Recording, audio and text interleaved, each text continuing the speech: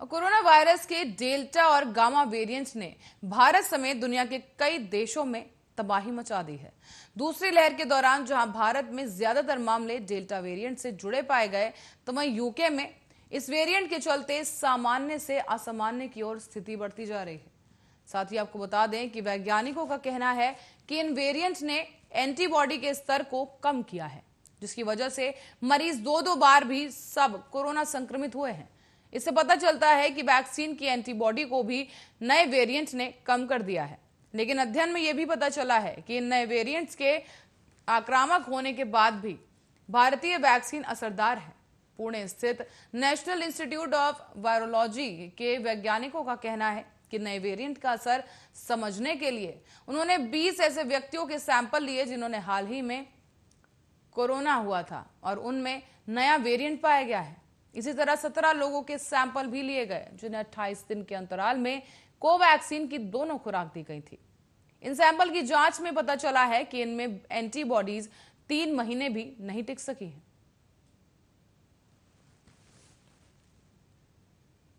और इसी बीच देश की राजधानी में अब कोरोना का प्रकोप बहुत ही कम हो गया है। इसी के मद्देनजर अब अनलॉक की प्रक्रिया के तहत दिल्ली में आज से सभी मार्केट, मॉल्स और रेस्टोरेंट्स खुलना शुरू कर दिए गए हैं। हालांकि दिल्ली में अभी भी स्कूल, कॉलेज और स्विमिंग पूल, स्पा सेंटर जैसी जगहें बंद रहेंगी और ये घोषणा मुख्यमंत्री अरविंद केजरीवाल ने की है।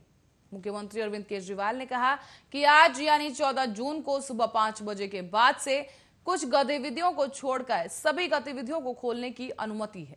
बता दें कि मार्केट खोलने के लिए ऑड इवन सिस्टम अब कल से लागू नहीं किया जाएगा। निजी दफ्तर 15% की क्षमता के साथ सुबह 9 बजे से शाम 5 बजे तक के लिए काम कर सकेंगे। बाजार, मॉल, मार्केट कॉम्प्लेक्स में सारी दुकानें 10 बजे से शाम 8 बजे तक के लिए ही खोली जा सकेंगी। साथ ही आपको बता दें कि रेस्टोरेंट में 50% बैठने की क्षमता पर रेस्टोरेंट्स काम कर सकेंगे। इसी के साथ ही साप्ताहिक बाजार को भी अनुमति दी जा रही है, लेकिन एक दिन में एक जोन में एक ही साप्ताहिक बाजार खोले जाने की अनुमति दी गई है। शादियों के लिए भी सरकार की तरफ से नई गाइडलाइंस और प्रतिबंध सामने आए हैं, जहां पर अब शादियों में 20 लोग ही शामिल हो सकते हैं। साथ ही सरकार की तरफ से कहा जा रहा है कि शादी या तो आप घर में करें या फिर कोर्ट में। धार्मिक स्थल भी खोले जा रहे हैं और इसी बीच श्रद्धालुओं को हालांकि मंदिर में जाने की अनुमति नहीं होगी। हालांकि मुख्यमंत्री ने आगे ये भी कहा कि स्कूल, कॉलेज, शिक्षण संस्थान, सामाजिक, राजनीतिक, खेल, मनोरंजन, सांस्कृतिक, धार्मिक सभाएं अभी के लिए बंद रहेंगी। इसी बीच swimming pool, stadium, sport complex, cinema theatre, entertainment park, banquet hall, auditorium, spa, gym और पब्लिक पार्क, गार्डन्स भी पूरी तरीके से फिलहाल के लिए बंद रहेंगे।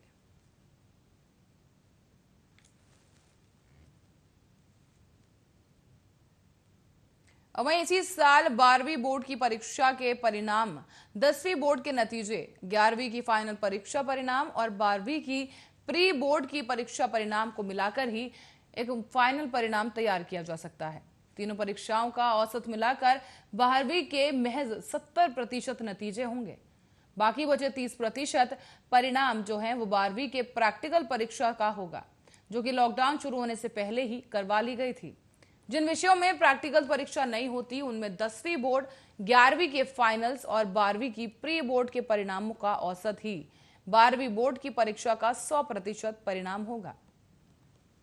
साथ ही आपको बता दें कि सुप्रीम कोर्ट के निर्देश पर 4 जून को 12वीं के नतीजे तैयार करने की प्रक्रिया वाली 12 सदस्यों की समिति का गठन किया गया था। इस समिति में आपको बता दें कि केंद्रीय शिक्षा मंत्रालय के संयुक्त सचिव विपिन कुमार, दिल्ली के शिक्षा निदेशक उदित प्रकाश राय, केंद्रीय विद्यालय संगठन की आयुक्ति निधि पांडे, नवोदय विद्यालय समिति के आयुक्त विनायक गर्ग, यूजीसी के प्रतिनिधि, विभिन्न स्कूलों के 2 प्रतिनिधि और एनसीईआरटी के प्रतिनिधि, सीबीएसई के आईटी निदेशक डॉक्टर अंतरिक्ष जौहरी और सीबीएसई के परीक्षा नियंत्रक डॉक्टर संयम भारद्वाज भी इस समिति में शामिल हैं, जो कि बच्चों के परिणाम को घोषित करेंगे।